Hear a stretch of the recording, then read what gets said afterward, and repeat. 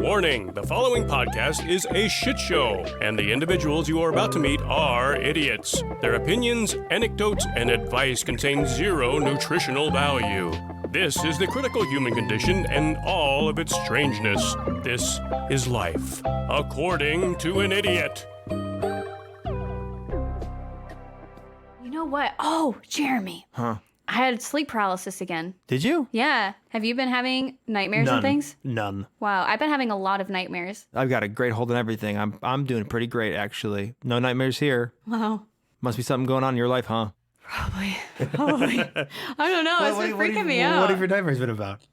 Okay, so it's always the same, pretty much. Like, there's like some slight variation. I can't remember all of them, but I have been like waking up in the middle of the night for probably like every other night for the past 2 weeks. Only one was a sleep paralysis, but all of them are like a demon is standing in the corner of my room. Really? Yeah, and it's like this weird fourth wall type dream where like I'm dreaming, but I'm not dreaming. In my dream, I am aware that I am dreaming, but like also I'm like watching myself in my room kind of thing. Ugh, and I there's, never had that. And there's like a demon in my room. And I know that it's like trying to get me or something. Mm-hmm. And I'm like, I don't know what to do with it. That's terrifying. Yeah, So can you see yourself? For some reason, I can't. It's like I'm dreaming. And sometimes I'm still lying down in my dream, but sometimes I'm not. Sometimes I'm in the corner of my room, like on the ceiling, kind of like watching everything. But you're still first person. Yeah, first person. You're just on the ceiling I don't sleeping. like see myself, but like I know that I'm there in my bed, if that makes sense. No, that doesn't make sense. Because I'm mostly fucking staring at the demon thing. Most of my sleep paralysis experiences have been my eyes are closed, but I sense that someone's there. Or like my eyes are a little bit open and I can just barely make out someone being there. I've had a few where my eyes are straight up open and I can literally see a man about to get me.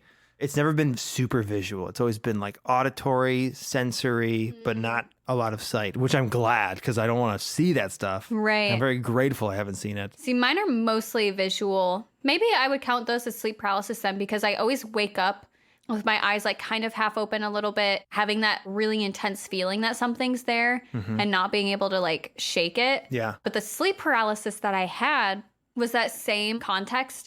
And in my grimoire, I have this spell for breaking curses that I've done before, but I like have it memorized. Like I know how to do it.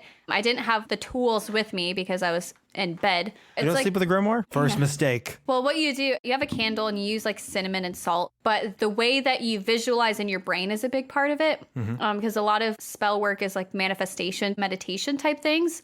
So I knew that part of it and that I could do while I was laying down and not able to move. And during the sleep paralysis, I didn't see anything, but I knew that it was there. I was kind of like half in, half out of like an actual dream. In this dream, I had a candle and I was doing this stuff and it was like blowing out the candle and it was disrupting the altar and everything. So I was like waking up and saw this shadowy thing in the corner and I was like really fucking scared. So I left my room and Harry was there. And so he like woke up because he saw me and he was all happy and excited. So like I took him outside and was watching him frolic in the moonlight and like that cheered me up. But I was like, oh, fuck's sake. God, that was horrifying. That's really spooky. So your dream involved fucking witchcrafty stuff. Then you wake up with like a quasi sleep paralysis episode that leads you into consciousness and it's like related to the dream. Yeah. That's scary because I've never had that at all. That's terrifying. And it almost makes me feel, not to sound like an alarmist, but it kind of sounds like that you opened a thing. You opened a thing. God. I mean like door, window, portal, whatever you want to call it. Don't fucking say that shit to me. That's terrifying. Yeah, it is fucking terrifying. When did this happen? 2 weeks ago. Oh, okay, so it's fresh. So It's like very fresh. Okay. Very new. Okay. But it's weird because like I meditate out in the sunroom and I have like since I've moved here. And sometimes when I'm doing that, I feel like I shouldn't close my eyes because something's there. And I get like really weird and I freak myself out and I get like a lot of paranoia about it. And I'm like, oh, okay, I need to stop right now because I'm just freaking myself out and I can't concentrate. And so now I'm like, what if there was something there this whole time? That's really scary. So for me and for anyone who's listening right now, what is the extent of, you talk about a grimoire. Yeah. What are you doing? What's this? What have you started to do with this? I'll call it a hobby, a practice, whatever. Like a mixture of both, I guess, hobby and practice. I don't do it like regularly. Like I have a grimoire of like these like kind of little spell things that I've accumulated and start doing. And like I have friends who have given me spell worky type things. I look at it more as like a meditation exercise, kind of manifestation type thing to like calm my mind and like my nerves. And it gives me like something to focus on like a good future or like success or, you know, positive energy and like getting rid of negative energy. Like if you're doing things, it really cements that in your brain and it helps you to like focus on the good things, you know? Yeah. And that's like a lot of what mine kind of end up being. Right. So that's kind of mostly what it is. But then there's also spells you're talking about? Yeah, because there's like different ideas, right? Like cinnamon and like salt are supposed to like help with certain things, you know, like how crystals are supposed to help with certain things. So it's kind of like the same idea. Cumin and like cinnamon and things like that are supposed to be good for warding off negative energy. Salt is like also a part of that. Candle work is good for cleansing and purifying things. A1 steak sauce. That helps a lot. Smear that on a rock. It's like specific spell. I don't remember exactly. I got you. In my mind. So it's really just like it's like most things are in terms of anything with the occult, anything with religion, whatever. It's all kind of like meditation. It's all kind of like a therapeutic. Like mindfulness. Yeah, mindfulness. That's what I'm looking for. Yeah. Mindfulness. Yeah, it's just like mindfulness. Except things. you're putting cinnamon sugar on some. Cinnamon salt. Cinnamon salt. Yeah. What does cinnamon do? Cinnamon is supposed to be good for protection and like prosperity. So it's like a way to shield from negative energies and it's like cleansing. And salt is similar, right? Salt wards things off. Protection, purification. That's spooky though. I mean, it's probably nothing. Yeah. As I'm introducing myself to more of these kind of like mystical, spiritual type things, I'm like allowing myself to believe in it a little bit more. And then like the other coin of that is like also believing these negative things. And so like that's bleeding into my dreams, I'm sure. That's important to consider as well, I guess, too. I just want magic to be real. I want magic I want to be scary real. things to happen for real this time. Well, it's good because we're going to be talking about a lot of magical stuff for this true. episode. That's very true.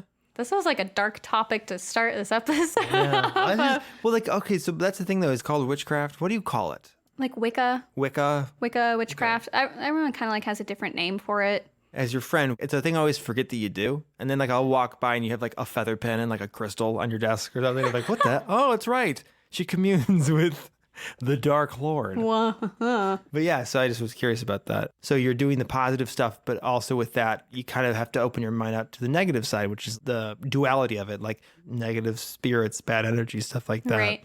Spooky demon thing. Which is great, which I love that stuff. I love any kind of hauntings, any kinds of weird, like the idea of like, oh, I opened something. Mm-hmm. Yeah, that stuff's so scary. I saw this thing the other day, though, and it was right after I had a nightmare, and it was like, ghosts and spirits cannot harm you, because if they could, we would have no white men anymore. Because if you think about it, like how many massacres white men have caused over the centuries, if people who were, you know, on the other hand of that could actually seek vengeance and cause harm after they pass, there's no way they would let them go scot-free. If we're talking about evil demons, evil spirits, let's back humans away a little bit. Let's say if evil spirits can do things, I don't think they're human.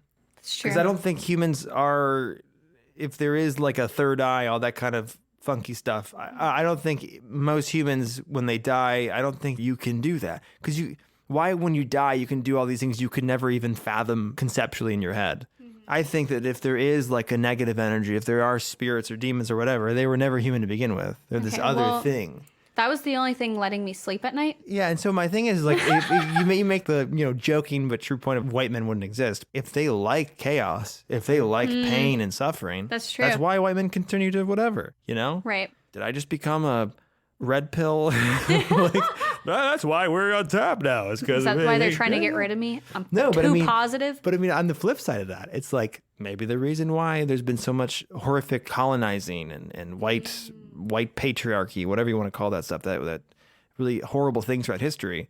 If you want to open the idea to like evil spirits stepping out of the way to allow things to happen, that's why it continues to happen. Theoretically, I'm not saying like, hell yeah, demons are on our side as a white man. I'm just saying like, I think that it's even more reason why, because spirits aren't interested in human affairs because they're not human.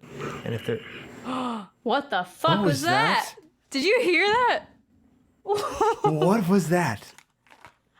What actually was that? What the fuck was that? I've never heard that before. Was that your dog? I thought it came from over here. Yeah, like behind the curtain thing. Wait a second. Dude, I have a legitimate, like my legs and arms are covered in goosebumps right now. My eyes are tearing up. That's me too. That's me too. What the fuck was that? I hope that got picked up. Okay, yeah, pause this and then we're going to We're listen to that. We're going to pause this.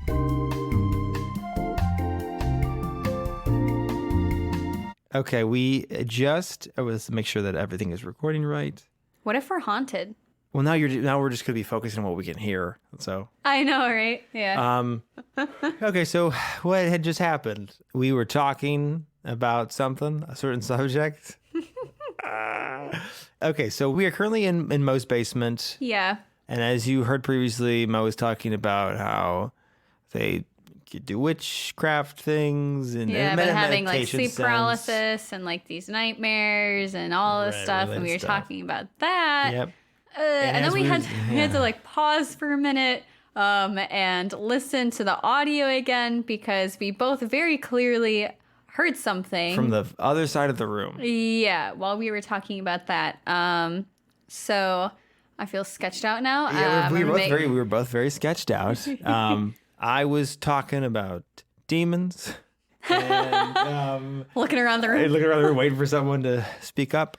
And literally right after I said, we're talking about the whole, you just heard it. You don't even hear me fucking recount it. But so right when I had said they don't care about human affairs because they're not human, we both heard like a remark from across the room, essentially, is how Mo said it. But to me, it sounded breathy. Yeah. I thought it was Mo's dog, like maybe upstairs or in the corner, like somewhere over there on that side of the room, sighing or like some of his dogs will burp. Right, or just like breathing. Yeah, just breathing making heavily. making a weird pant sound. Then it turns out the dog's been under the table at Mo's feet for the entire recording, so it's not that. Yeah. Mo says, you've never heard that sound before. Because I You spend a lot of time in this basement. Yeah, most of the time I spend in this house is in this basement. Man, that was genuinely weird. That was really weird. Okay. I don't like it. Okay, we're good though. We're fine. You're staying the night. We're fine. Oh man. It's okay. I'm leaving in a couple days. But the thing is like all these nightmares and things have been happening for like the past 2 weeks, and I've been really sick the past 2 weeks. So. You have. We had to cancel last week because you weren't feeling good. Yeah, and then this week, part of my cornea fell off. So that's a whole other thing. That's a whole other thing. I don't know. It was probably nothing. It's probably we were talking about weird stuff in this house. We were talking we're about already on edge. Yeah, we're already on edge. We're psyching each other out. You know what I mean? 100%. Yeah. So we're fine. I just so badly want you to burn something just in case. I can. Do you want me to go grab cinnamon? Okay. Cinnamon? Where's the cinnamon at? Upstairs. I'm downstairs. But I can. No, how about we leave this going? You leave me down here. We'll see if we pick anything else up. Go grab the cinnamon. Okay. I'm going to talk to y'all as I wait for Mo to come back. It is quiet. There is nothing happening. But I'm going to give you the play-by-play. Nothing happening. We're in a basement. Let me describe this basement to you. So we've got a really nice sectional. Edison bulbs that make it kind of nice and improve the atmosphere. And if there's anything down here, what's going on? What's up? You can talk if you need to. Just don't, we just don't want to interact with you. But if you need to say something, feel free to say something. The dog just stood up and scared the absolute fuck out of me. Thanks a lot, Harry. His coat is mainly black and he was stretched as he got up. So I was pretty convinced that a strange, stretchy, midnight skinned demon had crawled out of the table, and my heart is still going. Okay, Mo's back. Mo is getting 2 tea lights. And why don't you just put a dash of cinnamon and a dash of cumin? What does cumin smell like? Ooh, it kind of smells like an armpit, but a good kind of armpit. That smells like a meal. I think I'd prefer cinnamon. Very nice. Get that evenly spread. Beautiful. Oh, they both have cinnamon. One is cumin and cinnamon. Surprisingly Martha Stewart-ish, you know? I didn't think that this was what this was about, but it's kind of nice. And then we are lit. Slight detour. We have a podcasting dog now.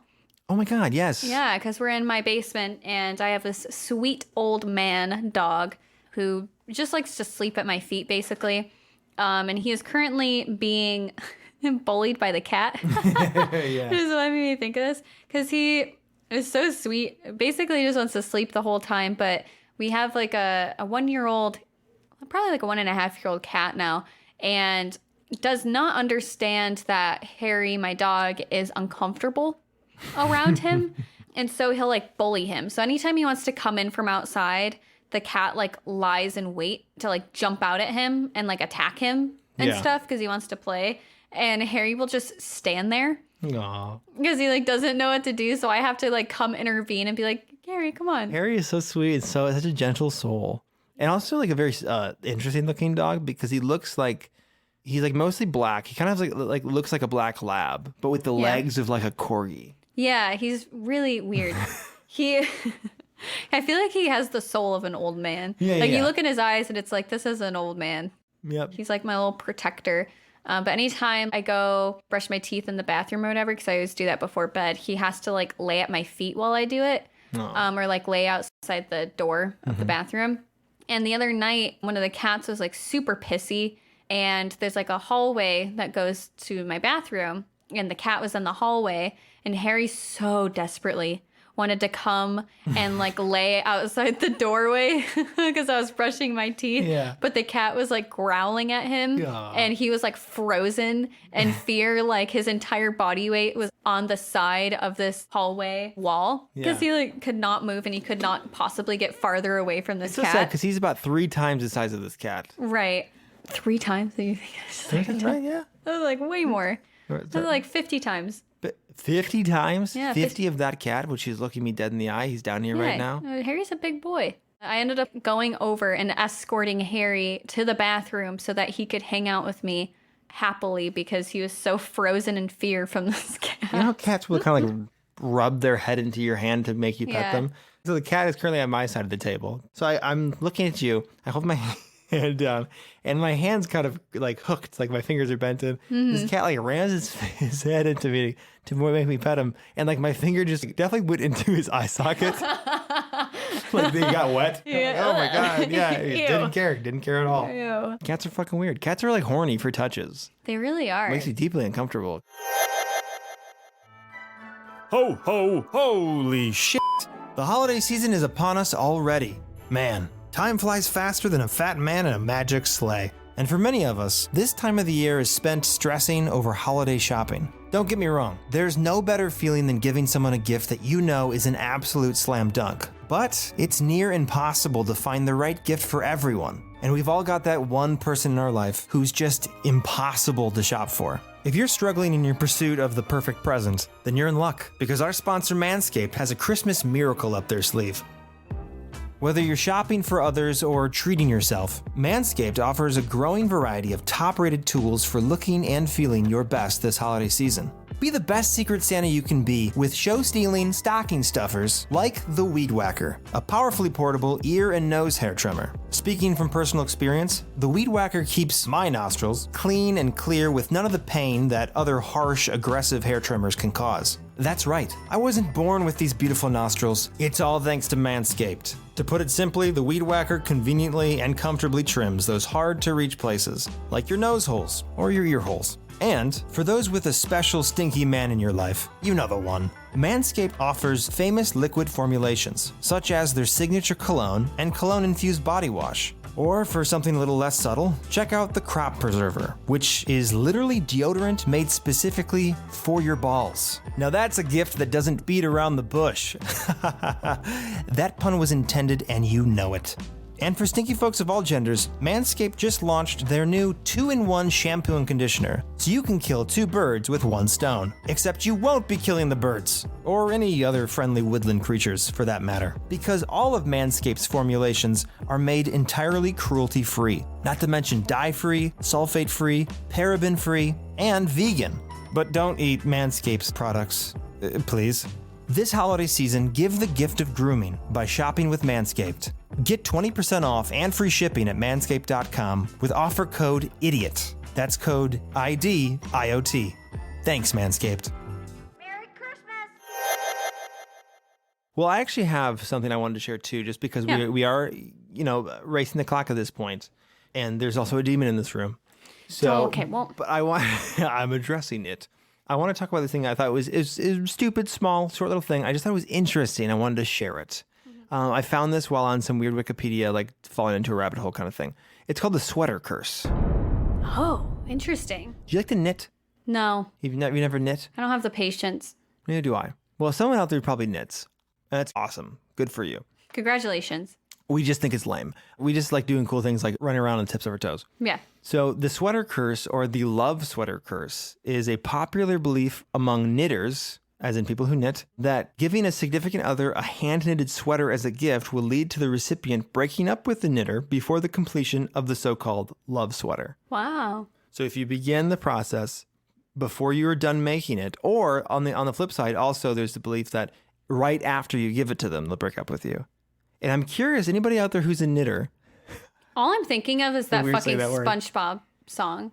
Song. When you wanna wear a striped sweater, Is it's all the time. And he gives like Squidward a sweater made out of his tears. Yeah, or eyelashes. I think that was totally different. I think you're combining several episodes. Probably. But yeah, so this is like a superstition, essentially. It obviously has no ground in reality whatsoever.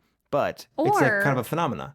Or is it like something based off of the fact that knitting takes for fucking ever? Mhm. Well, I'll get to that, absolutely. I've done the paranormal a time or two. So, according to a 2005 survey carried out by the popular publication Knitter's Review, Wow. 15% of active knitting hobbyists had experienced the sweater curse firsthand, with a whopping 41% of those surveyed considered it to be a serious possibility. Wow. So among knitters, this is big. So the rational take of this obviously is the curse is, I guess, partially related to like confirmation bias. An individual may recall breakups more vividly when attached to like the laborious task of knitting a sweater. You know what I mean? So Right. like you could go through many breakups in your life, big and small, but if you're doing this task with this person in mind, it burns in your memory more. So you go, oh, it wasn't just a shitty relationship. It was a sweater curse. Right. On top of that, also like the financial investment, the time investment, Right. the exacerbated sense of rejection because you gave someone something or were going to give someone something kind of just like stands out in your mind more. And like you're more like, well, God damn, there's something to this, you know? Right. And it's like you probably had more feelings then than the other person if you're willing to like do all of this and then they Yeah. just want to break up with you.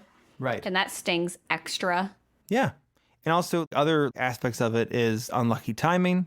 Also, like a lot of times the sweater could be like a form of rescue. Like, okay, the relationship's failing. I'm going to make them the sweater. I'm going to make them something beautiful. And so it was already coming. But then by the time the sweater is done or almost done, it ends just because it was going to end. Right.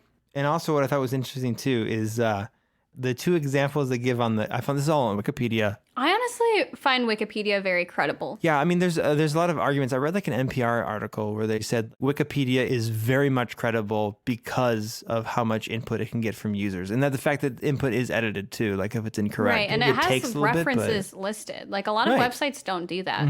Yeah, I mean, as a research-based podcast, I think I can say that most of the sites that I get information from, half of them list sources. Otherwise, I'm just going off like general authority of like a website or like the accreditation of the name of the website or the source or whatever. Right. Unless it's like a very like kooky out there kind of like wild idea. In that case, I don't really care about sources because I'm like Yeah, exactly, I yeah. feel like I'm infiltrating a circle I'm not supposed to be a part of and I'm Right. already getting secret information. Yeah, it's all very tongue-in-cheek. Like, okay, if we're talking about the Loch Ness monster, what kind of sources? What is the value of a source on like a really crazy Yeah. thing? But so two other, they give a bunch of like mechanisms or like examples to explain the sweater curse, and like two of them I thought were really interesting were insufficient gratitude Like when they get the sweater and the person's like, thank you. That plants the seed of like, they should like this more. And that leads to a breakup. And then also misdirected attention, which I think is probably the number one thing where it's like, oh, I'm going to get you a sweater. That'll fix things. Instead of working on problems, I'm making you a sweater. Right. You know, like I'm not working on anything. I'm just making you a sweater. I'm going to fix this marriage by having a baby. Exactly. That's a sweater. Yeah, that's a sweater. Everybody has a sweater. Sometimes it's a baby. Before you have a baby, you should knit a sweater. And if your relationship survives the knitter's sweater curse, then you're probably fine and you can have a baby. Most of my breakups, it's like after the baby's been knitted, I just lose interest and I go and I leave. Right. Or while the baby's being knitted, I'm goners. See it, bye. Right. And then that's good because then it's not what was I trying to say there? I don't even know. It's not manifested yet. Like it's not a physical being. Right. So you don't have to worry about it. Yeah, exactly. Because It's all loose yarn. that's all babies are. That's all life is, a bunch of loose yarn. Yeah. I'm going to talk about that today. I'm going to talk some about loose that yarn? real hard. Yeah, Oh, some loose goddamn. yarn of life. Let's follow this yarn. We're following this yarn. Okay, look at us. Oh, it's going into Spinning a tale of magic. Magic. Oh my goodness.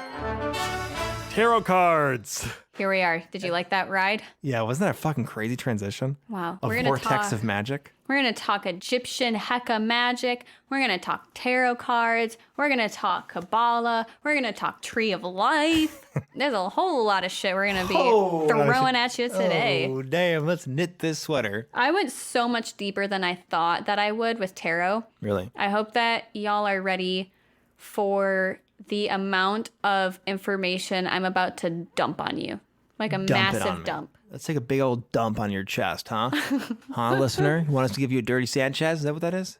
That seems like a thing. Yeah. Yeah.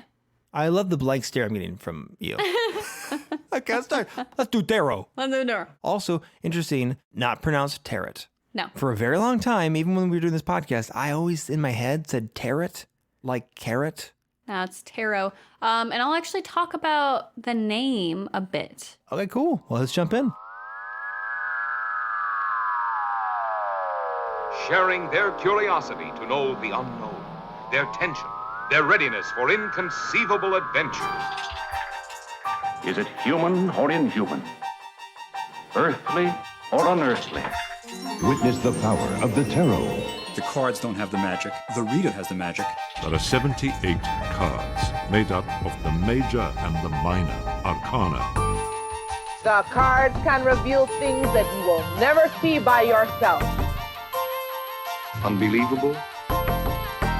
Fantastic? But I tell you, it could happen.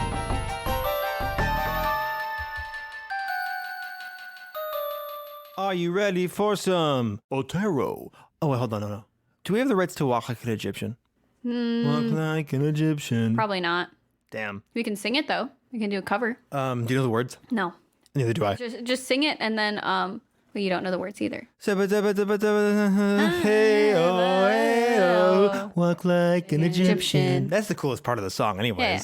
There we go. Beautiful. You wouldn't even know that neither of us know the song. I know. So we're going to be starting, like you had mentioned before, with magic, more specifically Egyptian magic, even more specifically ancient Egyptian Heka. I do want to mention that this topic was picked by our patrons on our Patreon. Oh my God, yes, that's important to mention. Yeah. So we did a Patreon poll. This is one of the perks you get as a member of our Patreon. We revamped our Patreon and we added some new tiers. Originally, it was just one tier where you could help support and you would get like art and things like that. But we added a couple more tiers. We now have the ability to create polls. So we'll give some topic ideas. You can suggest some, but basically you can vote on what topic you want us to record next. So we had some people vote and this is the topic that won out. So if you decided to vote on that, thank you so much. And we're doing this for you bad bitches. Yeah. Also, you can suggest your own episodes. If that is something that interests you, definitely check out our Patreon page. We also do early releases of our episodes and we do ad-free as well on our Patreon. So now that we're getting some big bad sponsorships and you don't want to hear about them, that's fine. I understand. But for a measly price every month, you can get ad-free listening on our Patreon. Yep. I think lowest is $2? $5 is our ad-free and early episode release. And then $10, you get to add your suggestions and feedback onto future episodes, as well as all of the benefits of the earlier tiers. Correctamundo. So thank you to the patrons who helped sway the hand of fate to pick this interesting topic of tarot and Egyptian Heka. I had never heard of Heka before at all. I didn't even know it was a thing. So that's interesting. So I learned a lot here. And hopefully you will learn a lot as well. So if we are going to dive into tarot, according to Mo and according to the people of Patreon, Heka plays a role in this. It's kind of like more of related ideals. Okay. It kind of like translates because tarot has some ties with Egyptian culture, like mythology. So I think knowing the background of Heka, like their version of magic and everything, kind of plays a really cool, interesting part with tarot. Okay. So I'm going to tell you all about Heka. Heka is essentially magic in ancient Egyptian mythology and culture.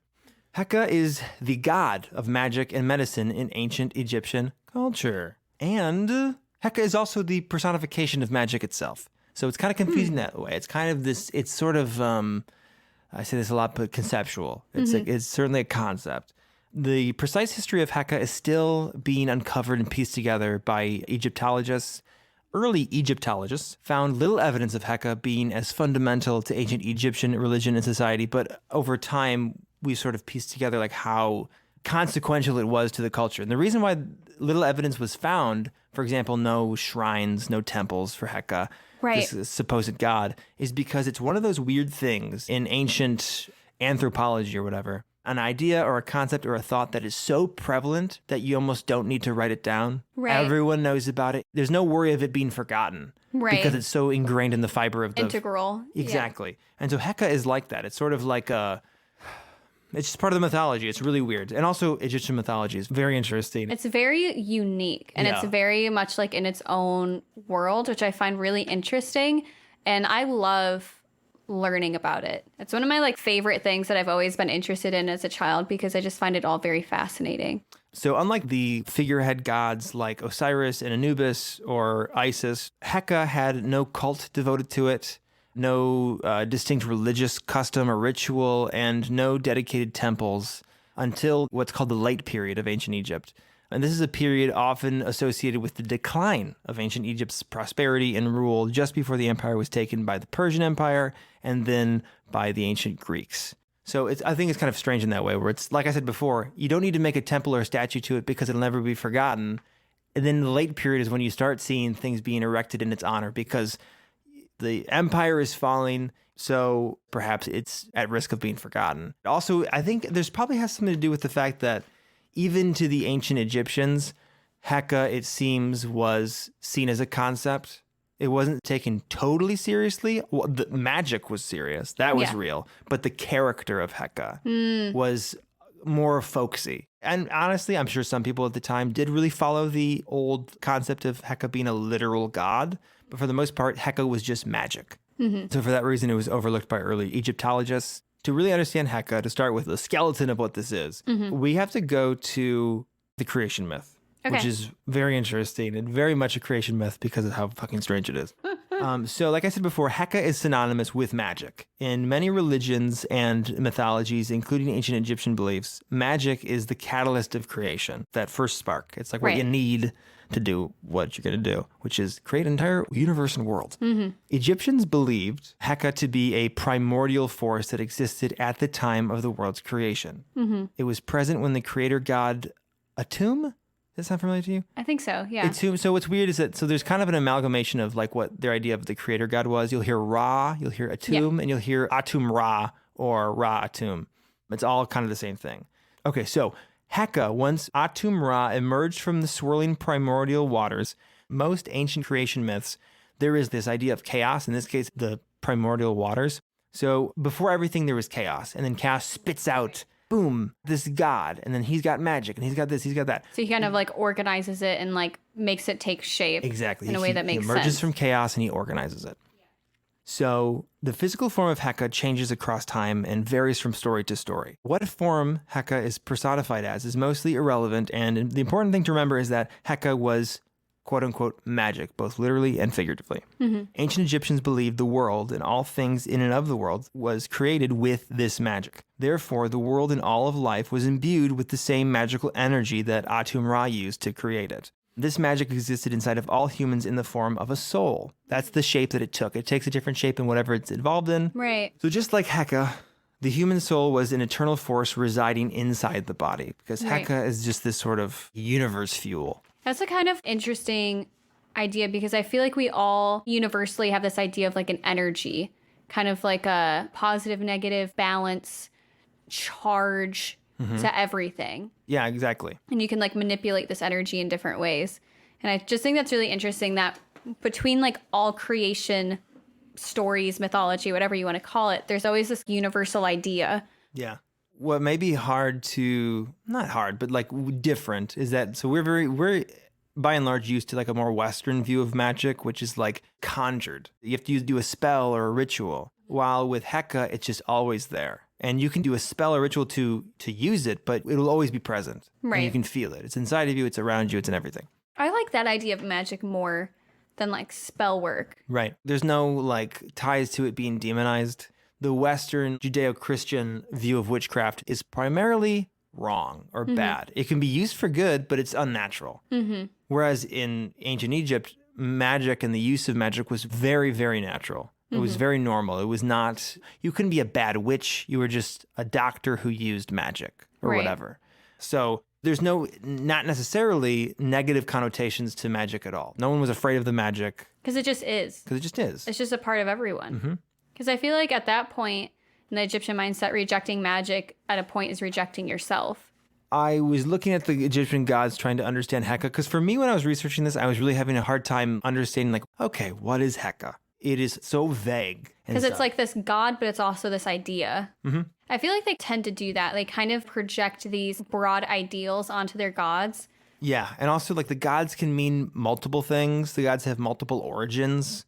It kind of depends on like what myth you're following. From what I found, because also I know for a fact that people devote their lives to Egyptology and stuff. So you could be listening to being like, you're completely wrong. I know what you're talking about. But this is, what I could find as a simpleton. To help put into perspective, consider the Egyptian god Marat. Marat was thought to be the offspring of the sun god Ra, or, like I said before, Ra-Atum, Atum-Ra, a composite god. They're the first god. They are also the same, yet referenced separately sometimes. I don't know. Anyways, Marat is the ancient Egyptian goddess of truth, justice, harmony, and balance. She's depicted as a winged woman wearing an ostrich feather on her head. The feather of Marat was used in the afterlife ceremony known as the weighing of the soul and heart, a judgment believed to occur after death when the heart of the soul, which I thought was weird. So it's like you have a heart, but also your soul has a heart. Yeah. So the heart of the soul of the recently deceased was weighed against Marat's feather on the scales of justice. So in the afterlife, there's like a big old scale, like a balance, called the scales of justice. And like Heka, Marat did not have a devoted temple or cult. And over time, the concept of Marat transcended from literal goddess to a much greater and more general underlying force of the mortal and supernatural worlds. So Marat came to be a representation of the harmonious balance present in both the natural world and the heavens. So in this creation myth, when Atum-Ra spoke the world into creation after emerging from these waters, Marat was birthed in the blink of an eye once he spoke. And immediately she imbued the world with order, purpose, and rationality. So just for context, the catch is that Marat was manifested by Ra using Heka, and her abilities were powered by Heka. So that shows you how big Heka is. Yeah. Heka is even greater than order and, the way the world works. Heka is bigger than that. Well, in order to have organization, you need to have chaos. Right, exactly. And that kind of goes back to the fact that everything starts with chaos. Yeah. Just like if you were to say that we invent religion to make order from the chaos that is the natural world. Yeah. Marat's still very important, but still, this insane important principle is dwarfed because it can't exist without Heka. Heka is everything. So, like I said, this shows how massive and integral Heka was in Egyptian mythology and the ancient Egyptians' understanding of the world at large. Heka interacts with all things and is present in every earthly function, even something as fundamental as order and harmony. Anyway, so Heka's a big deal. Yeah. So as a god, Heka represented magic and medicine. Because when you think about it, medicine is almost like magic, because medicine can heal and change and hijack a natural occurring thing. Right. We use it to manipulate nature, in a sense. A lot of transformation and things. Yeah, exactly. In ancient Egypt, doctors fell under one of two branches, titles that were called general practitioner and magical practitioner. So the general practitioners concerned themselves with early medical texts and surprisingly sophisticated treatments for ailments and injuries. For more serious complications like disease, magical practitioners would channel Heka to successfully execute healing spells. So in ancient Egypt, diseases were thought to be caused by evil spirits invading the body. So besides spells, doctors implemented amulets, aromas, tattoos, and statues or totems of worship to appease the occasional enraged deity thought to be causing the sickness. So either a demon was inside you, like a bad spirit, or a god didn't like you and they were making you sick. Medical texts were merely, papyrus rolls. Is that what it's called? Papyrus? Papyrus, yeah. Papyrus rolls that contained not only spells, but recordings of genuine medical treatments. And the surviving scrolls contain surprisingly advanced healthcare concepts like, in these scrolls, there are early forms of pharmaceuticals to treat infections. There are examples of doctors using massage and aromatherapy for healing purposes, prescribing cannabis to cancer patients, forms of contraception, the earliest known pregnancy tests, treatment for heart disease, diabetes, urinary tract infections, digestive issues, and surgical techniques. Interesting. From magic spells to legitimate health science, all healing derived from Heka in a fundamental sense. It wasn't until architect and physician Imhotep, he introduced secular medicine, which was a non-mystical approach to medicine. So essentially, he took the general practitioner part of the Egyptian medicine and threw away the magical practitioner. And it was at this point the doctors became more like scientists and less like magicians. So Imhotep first theorized that diseases had natural causes that weren't created by gods or demons. But one thing I did notice, I know you're going to connect Heka to tarot. Right. Because I was like, what the fuck does this have to do with cards? And I found that they're actually, tarot has no legitimate roots to ancient Egypt, no historical evidence. However, when you look at the actual history of tarot, which I don't know if you're going to go into the actual... Oh, yeah. I'm going to go so deep. Good. Yeah. Actual playing cards came from Egypt. So while actual tarot, I think, came from Italy or France, before that, before it became tarot, it was just a weird kind of playing card game. And that came from Egypt. Yeah. It's really weird. The entire history and ideals and everything of tarot, I think is really bizarre and really interesting. And there's a lot of different layers to it, a lot of different layers. Because I think when I first started researching it, and probably when you were researching it, it seems pretty evident, oh, okay, it probably came from Italy and that's that, you know, and it was playing cards, and then people started using it for occultism reasons. Yeah. But it actually has a lot more deeper meaning to it than just divination. So the reason I thought covering Egyptian Heka magic would be interesting is because a lot of the idea of tarot is kind of tapping into this collective magic system, you know, because Heka is just it is what it is. It exists, and that's just how it is. Everything is infused with this energy and this sense of purpose. Yeah. Every human is connected in its own way. Our past, present, future is connected in its own way. And I'll go more into that. But that's kind of the idea behind tarot as well. It's just kind of tapping into that energy to give you conceptual meanings to it that you can understand. Yeah. If that makes sense. Because I know with tarot, you have to think about the person that you're doing a reading for. And to me, that's Heka. They're always there waiting to be read. Yeah. You know what I mean? You just have to feel this magnetic field that's everywhere. And you have to focus on them. Right. And tap into that energy source. Yeah, exactly. Right. Which I think is very interesting. So I'm going to go on a real deep dive here. So I want you to strap in. Feel free. I'm going to talk about a lot of stuff here. So just general, I'm going to get very general and then get very, very, very specific into a lot of different things. So if you've never looked at a tarot deck before, never heard of it, anything like that, it's a deck of cards that consists of 78 cards. There's 22 what you call major arcana or trump cards. And then there's 56 minor arcana cards. So minor cards are split into 4 groups. The wands, which represent fire, the cups, which represent water, the swords, which represent air, and the pentacles, which represent earth. And the major arcana cards reflect major life events. So you'll see things like the High Priestess, Death, Chariot, the World, the Lovers, the Hermit. Very symbolic characters and have a lot of meaning tapped into these symbols.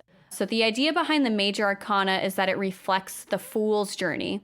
So the Fool is the first card in the major arcana.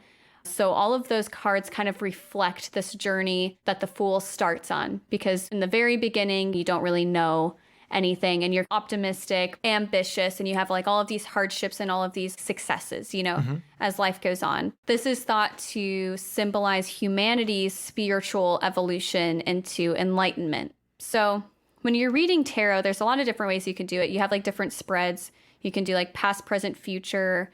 You can have ones that are based off of your situation. You can focus on your love life, your career, anything like that. And these cards each have their own very specific meaning, and the order that they come out and the relationships and connections they play with each other kind of create and tell this story about the situation that you're asking about. I'm not going to go into like the meanings of each one. All of the different groups kind of have their different core ideas. So like Pentacles tend to represent wealth, material type things. What is Pentacles? Like, what does that word mean?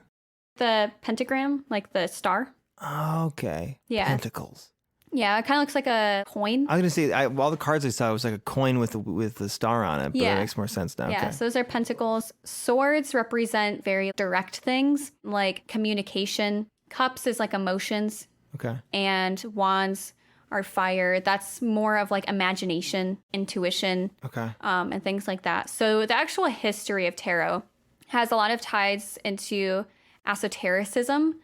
And this word, I don't know why, confused the fuck out of me, because like anytime you research what is esotericism, they're like, it's just like a bunch of ideas. Esotericism is like secret ideas, right? Yeah, it's kind of like, talked about in the past, Western esotericism and stuff like that. Right. It's like a group of loosely connected ideas around like something kind of mystic. Like forbidden knowledge, typically. Right. Right. So like a lot of our podcast topics are like esoteric in nature. The actual origin of tarot is traced back to like the late 14th century, and it has a lot of different origin stories. And it's a bit hard to pinpoint when it actually arose. It's thought to be from Egypt, but the first actual recordings of it came from Italy. Yeah. Some thought it to be a representation of the lost Egyptian Book of the Dead, because the original cards had a lot of Egyptian symbolism in it. This is generally disputed because the text ended up getting translated from the Book of the Dead, and it was just spells and incantations to like assist the dead on their journey to the underworld. They call them funerary texts. Yeah. It's like any kind of spells you need to like assure that someone gets into the afterlife safely and securely and stuff. And it's a bunch of spells and like chants you do at their funeral and stuff. Right. So then another theory pointed towards the Egyptian book of Thoth. So he's the god of knowledge and writing. There's going to be a lot of not my native language types of names, and I will ruin them. Okay, cool. So Antony Court de Giblin. Oh, no, we're already bad. Oh, that's already bad. I can already tell. bad. Is this already French? Bad. Is this like a French name? Yeah. Okay, we're going to butcher the French names. Yeah, the French. So he theorized that this claim was the only writing to survive the burning of libraries and had the most sacred doctrines of Egypt, this Book of Thoth. Okay. So the book supposedly had a series of bizarre figures on 78 leaves. And remember, there are 78 tarot cards. So 78 leaves, which he believed to hold arcane esoteric knowledge, and said that tarot composed of the word tar, which means path, and ro, which means royal, which gives you tarot.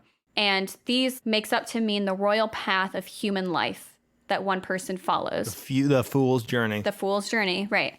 So he believed that these pictures were made to predict the future and like interpret dreams. And some of his interpretations were using the star. So the star card has a picture of like a naked woman in a stream, and she has like 2 cups of water pouring out. Yeah. He says that Sirius, which is like a god, rises with the Nile at the new year. The star depicts Sirius, and the lady below, the one with the cups, is Isis, because it's her tears that flood the Nile every year. Okay. So he kind of like takes mythology from Egypt and like ties them to the symbolisms of these cards. Right. The devil card is supposed to be the god Set, or the god of darkness and chaos. And if you look at the Chariot card, it's being helmed by two sphinxes. There's one that's black and one that's white. This is the imagery in the oldest. Like the original Rider-Waite deck, but there's Yeah. a reason why I'll kind of talk about in a minute.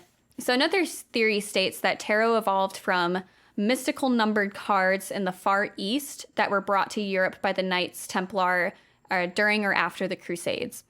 So the first cards were thought to appear between 1430 and 1450 in Italy, because artists in Europe created the first set of cards with 4 suits that were used in games. It was very similar in design to tarot, where it had wands, coins, cups, and swords.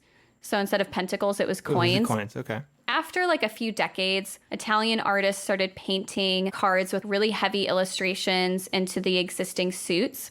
So they called these triumph cards. These were in conjunction with the suits. So these were often painted for wealthy families. Nobility would commission artists to create their own set of these triumph cards with their family members and friends. Right. And the printing press really allowed for playing card decks to be mass produced. To become a phenomena. Right. Because one thing I read too when researching this was that a big reason they think that tarot started to show this like occult imagery is because around this time, like you said, the earliest forms of these decks were like commissioned by wealthy people who could afford to commission intricate art.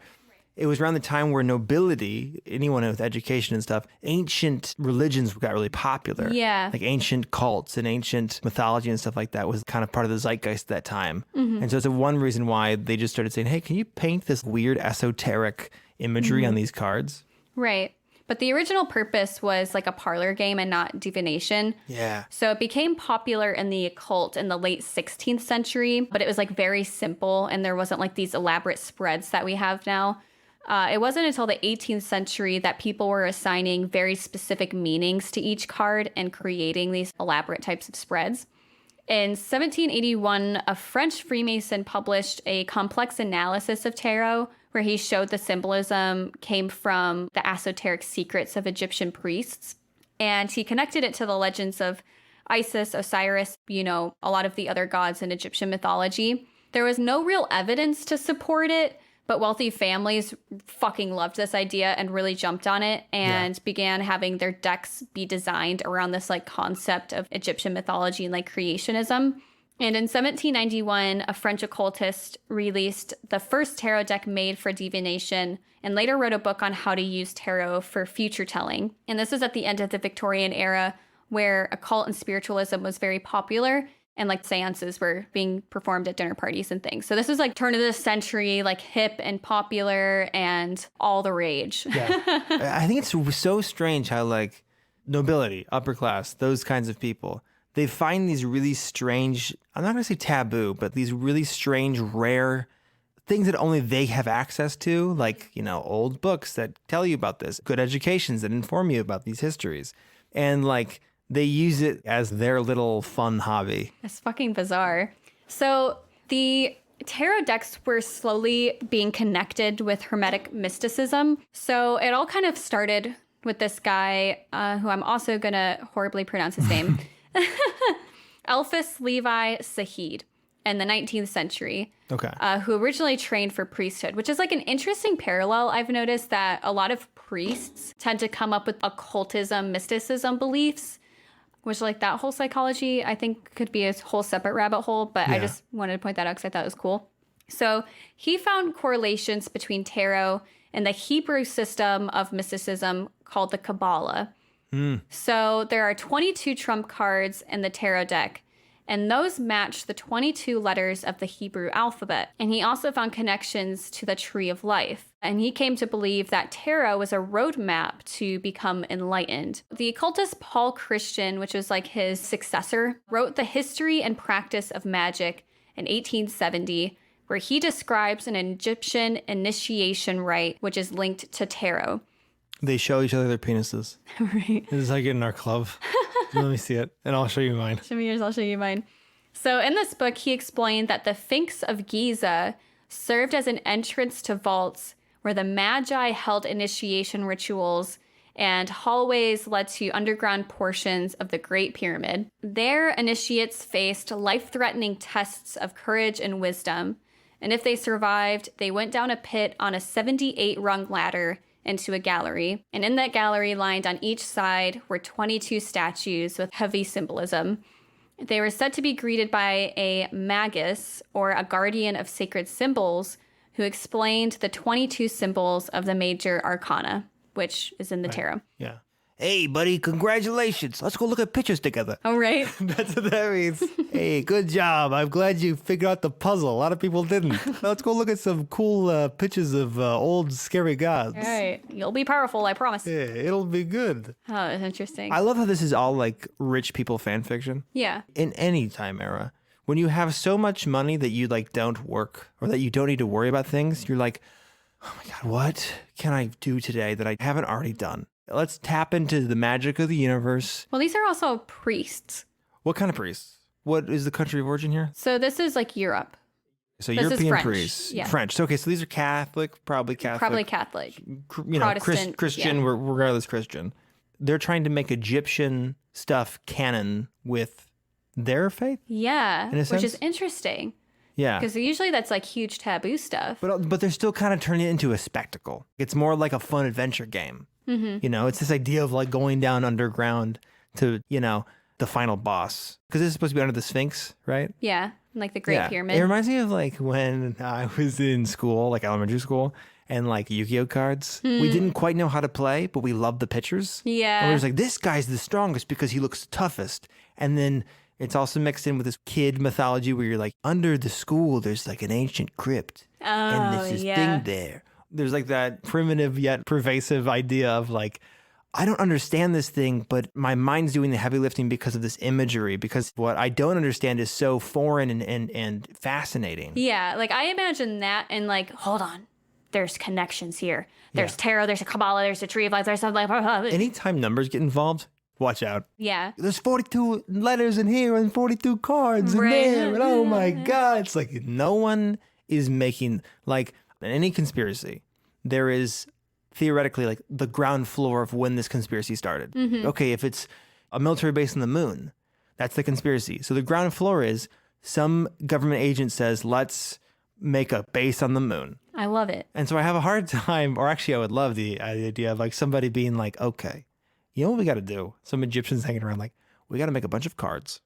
Let's make that many cards, and then we're going to freak people out and trick them. But somebody's going to figure it out someday. So that's why we're going to make a basement under this giant stone cat. Right. And when they do figure it out, they're going to come down here, and there's going to be a guy who says, congratulations, you won the game. Right. It just gives me like Oblivion vibes. Oh, for sure. No, this is 100% You know what I mean? RPG. I would love it if this shit was like, oh my God, it'd be incredible. Reality, you know? I would love that. I would love that. Right. So have you ever heard, I'm sure you've heard of it, but do you know what the Hermatic Order of the Golden Dawn is? I mean, yeah. Like I've encountered it so much in research for this podcast. Like I know Aleister Crowley was a part of it. Yeah, because Aleister Crowley has his own fuckery with tarot as well. Of course he does. he like has to get his dick into everything. He does, yeah. It's not sex magic, is it? No. It's a secret society from the 19th and 20th century that studied occult type shenanigans. Yeah. It was known as a magical order and was centered in Great Britain. Tarot is intertwined with things like astrology, the Kabbalah, and like the Tree of Life and the Hermetic Order of the Golden Dawn. And it's kind of interesting how they all kind of play into it. Yeah. So I'm going to do each one separately and then kind of talk about how they intertwine. Okay. So the Kabbalah is a school of thought that explains the relationship between the universe, God, and the infinity by studying the hidden meanings of the Torah. So it originated from Jewish mysticism that now has ties in like Christianity and Hermeticism. In the Kabbalah, there are 4 worlds that correspond with a letter in the name of God, along with a suit in the minor arcana. So each world is connected with one another. You'll hear, I call them nodes quite often because that idea tends to transcend between all of them. In the Kabbalah, it's called a sephiroth. I'm just going to call it a node. What's a node? A branch of something? Yeah, so a node is kind of like this state of consciousness or a state of being, and it interlocks with one another, like paths that connect these nodes or these states of consciousness. Same as these different worlds? Yeah, so these are like connected into those 4 different worlds. Okay. If you want to think about it, it kind of creates like a ladder shape with all of these nodes and like these paths between all of them. It kind of creates like a lattice structure. So this structure, this ladder structure, is thought to transcend from the material world to the divine. It's also called Jacob's ladder. Okay. Or a path from earth to heaven that came to Jacob in a dream. The Kabbalah have these nodes like the Sephiroth that act as mirrors to the minor arcana in tarot. So the minor arcana, again, is where it's split into the 4 suits. In those, they're numbered 1, which is an ace, all the way up to 10. So ace is said to be at the very top of the ladder, and that's where the divine is, up near the heavens. It's symbolized as a crown that's half dipped in humanity and the other dipped in divinity, the connection between the 2 worlds. They all have like their own specific correspondences. I'm not going to go into each one, but the 10th is like the bottom, and that's supposed to represent the earth, very material type things. Okay. So the tree of life plays into this as it describes universal laws where every human is connected to each other, and we sort of form the branches of life. We're getting real heavy here. Oh, geez. There's a whole lot. Oh, geez. Can we get back to the trading card game? Right. So the branches and roots show how energy moves to manifest as matter. The roots is like the body of everything, like the greater unconscious. And then as you move upwards into the branches, you'll find the soul. The branches at the very top is where it meets the divine, the heavens, like this greater Heka type of energy. Oh, okay. So this is like the blueprint. I know that word. Yeah, the blueprint of creation.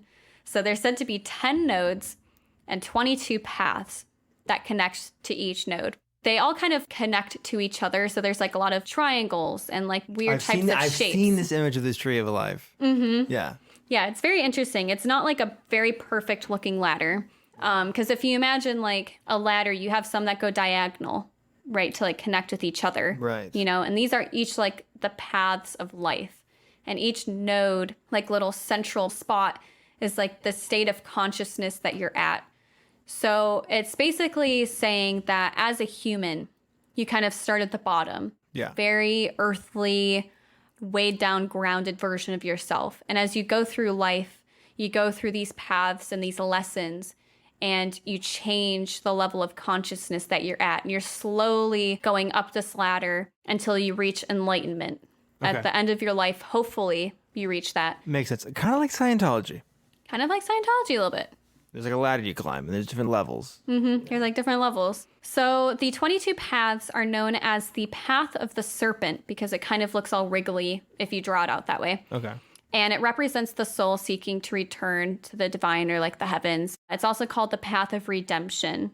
So you move along by healing in the material world. And it also correlates to the chakras, 7 chakras, or the map of the body. They're throwing everything. This is a big stew of like any esoteric thing. Let's just jam it into one hierarchy diagrams, system. The fucking diagrams that I had to look at were so convoluted, so wild. I'm going to show you them because holy fuck. If you Google, I think like, what's it called? Kabbalah? Kabbalah, yeah. I was almost said Tabuli. If you Google Kabbalah? Kabbalah. If you Google Kabbalah, oh my God, what is going on? If you Google Kabbalah and Tree of Life, you'll see what we're talking about. I can give you the website that I used for all of this, and you can like see how it layers onto itself to create this really insane looking diagram. So the Tree of Life also exists in 4 different worlds, right? Oh God. 4 suits, 4 worlds of the Kabbalah, 4 worlds of the Tree of Life, right? And these are all like separate stories that unfold the minor arcana, right?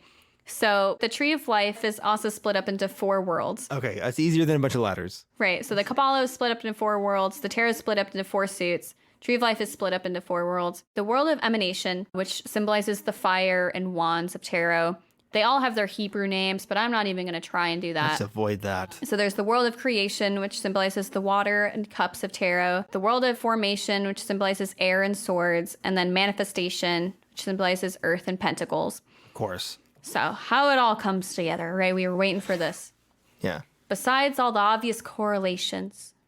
Obvious, like very clear. Very like, clear. Wow, brain bursting open. Everything makes sense now. I feel enlightened because pentacles and ladders and serpents and trees. Yeah, there's a whole lot of correlations here that obviously make sense.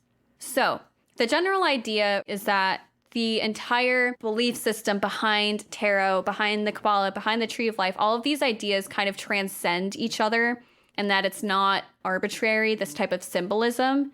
And it tends to be like universal, like this universal inherent knowledge that we have as humans, this unconscious belief system that intertwines all of these cultures' knowledge, basically. So the cards kind of connect this past, present, future with the universe, ourselves, and each other. My brain is fried. This greater network of magic and knowledge and knowing, like Heka.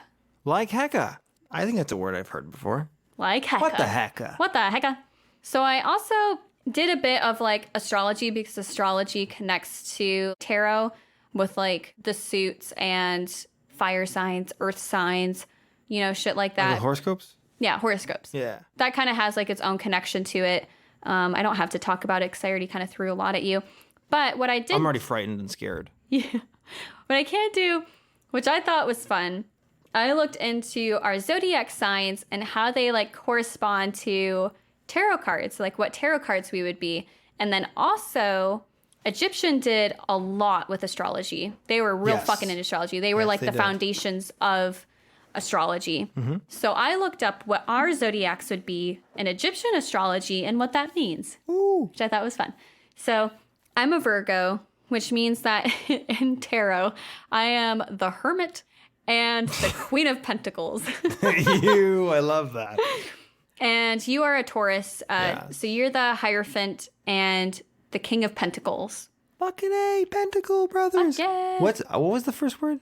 Hierophant. What does that mean? So that's the card that represents like a lot of order, structure, laws. Well, if there's one thing about me, it's structured and lawful. I know. I saw that and I was like, what? What? So for Egyptian astrology, it's kind of hard to get an accurate depiction of what we actually are for our zodiac signs because there's some differences in interpretation based on like original Egyptian ideals versus after the Greeks ruled Egypt. Yeah. So there's discrepancies between the two. Okay. So I picked the ones that I felt were more accurate. So I am Thoth. I think I was Thoth in both, which is the god of writing, magic, and science. So the qualities of Thoth in the zodiac is romantic, wise, and smart. They generally tend to be teachers or lawyers, and they correspond with the moon and the planet Mercury. Okay. So that was kind of cool. You are Osiris, which is the god of the underworld and resurrection. Fucking A, man. That's Right? metal as hell. Main qualities for you are strong, vulnerable, and independent. You tend to be in the teacher role, and you correspond with the planets Pluto and the sun. The sun is a star. Okay. I thought you were the god of science. Celestial bodies. Bodies. I like that. Okay, good. So the main takeaways is that tarot kind of acts as like a storybook for our lives. Whether you believe in all the different ties to Egypt, Kabbalah, Tree of Life, all that stuff. Yeah. Tarot has a lot of symbolism and a lot of meanings tied to each card that transcends many centuries now. Yes. As you use them, you tend to find the connections between the symbolisms to create a story in whatever area of your life you're trying to find answers to. Making predictions isn't really what they're for. It's more for assessing your own inner wisdom and finding different ways to look at things. So different perceptions and ways to analyze a situation and how to kind of get guidance to find answers to the problems that you're facing in your life. Just find guidance. I just put my hand on the candle. Oh. Wow. The cinnamon candle from earlier. Oh. I just literally went to go move my glass and I put my hand right over the candle and burnt my hand. Wow. That sounds I like... forgot that was there. That was forever ago. That was before Pentacles and the nodes. Way Right. before That was like pre-nodes. It's still burning. Good job. Good, brought some good tea lights. I just want to say we haven't heard any ghostly whispers ever since we brought out the cinnamon candles. That's very true. I'm just saying. Something about cinnamon. So the tarot cards kind of tap into your subconscious and find answers using like your intuition to interpret the symbolism and like the meanings of the cards. Yeah. The reflection is pretty much all on you or the person doing the reading for you. Yeah. But the future is fluid and your actions matter and you shape your future. Yes. Is the idea. So I'm going to talk about the very last thing, just because it has Aleister Crowley and I think he's fucking weird. I love Aleister Crowley. The main deck that you'll probably hear or know of with tarot is the Rider-Waite deck. Arthur Waite was a British occultist and a member of the Golden Dawn and a longtime nemesis of Aleister Crowley. So he got together with Pamela Coleman Smith to make the deck, and it was published in 1909. And it was heavy on Kabbalah symbolism. Aleister Crowley and Lady Frida Harris devised the Thoth tarot deck. Yeah. So he wrote like a whole essay on like the tarot and Egyptians and shit in 1944. Yeah. He channeled the god. His wife channeled one of the Egyptian gods, or some Assyrian god or something? Yeah, something like that. He's weird. Yeah, he was originally a member of the Golden Dawn as well, but left to make his own society called the Silver Star. I'm sure that probably is a euphemism for an asshole, because he Right. loves doing repulsive things sexually with the human body. Aleister Crowley is a fucking pervert. What was his tarot cards like? Oh, they're just kind of ugly. I don't know. The swords are penises, and the pentacles are also penises, and the, Right. and the cups are buttholes full of penises. Weird, yeah. I think if I met him when we were both alive, I would have punched him. He would have targeted me. He would have been like, I want you to do magic with me. And to do that, you'll have to drink a lot of alcohol and let me put my body on your body. Right. Because all he did, literally his whole life was just Orgies. orgies and magic. drugs. The Silver Star was like a lot of sex magic Yeah. stuff. It was like the orgy version of the Hermetic Order. Jesus Christ. Because I believe he was exiled from the Golden Dawn or Hermetic, whatever that is, because his reputation was so scandalous because of the sex magic, because of his drunken behavior. They kicked him out. He was making a weird secret cult about ancient gods look bad. Yeah. Dude, we gotta get you out of here. You're just getting too like fucking you're weird for fucked. this. Go away. Yeah, that's all I got. Closing tarot, that was a wild ride, and I hope this broke your brain as much as it broke my brain. Very dense. It was a lot. Yeah. I hope I explained it in a way that kind of made sense. So I had really tried to research tarot as well, so I could try to have a conversation, because I know you know so much about tarot.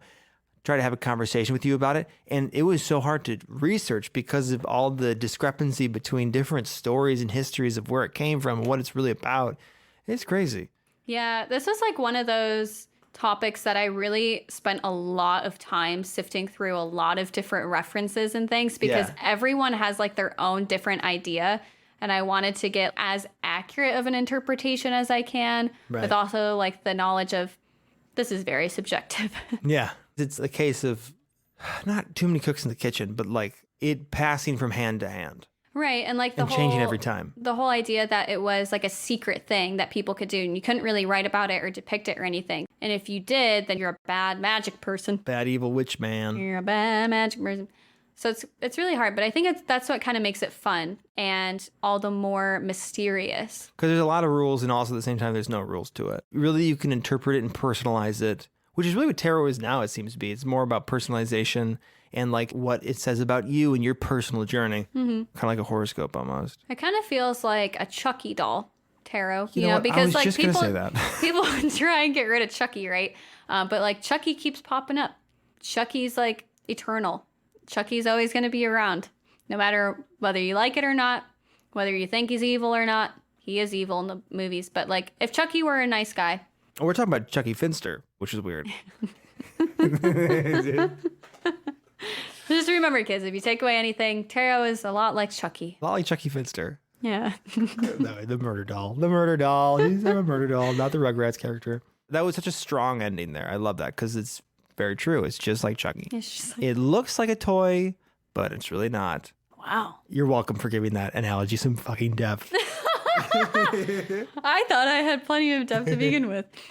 So I hope you enjoyed this absolute thunderstorm of words and ideas. Esotericism is difficult to talk about. It kind of is, but I also think that's what makes it fun. It's very elaborate, very simple, but also very complex at the same time. Yeah. It's simple in the sense of you can point at it and say, that's weird. Yeah, it's just like a universal knowledge. So it seems simple in that way, but the way it overlaps with other versions of that universal knowledge makes it seem very crazy. Yeah. I think that's a good place to leave off on that. So too. Yeah. Do you have any good vibes that you would like to give? Honestly, Osiris, is that me? Yeah.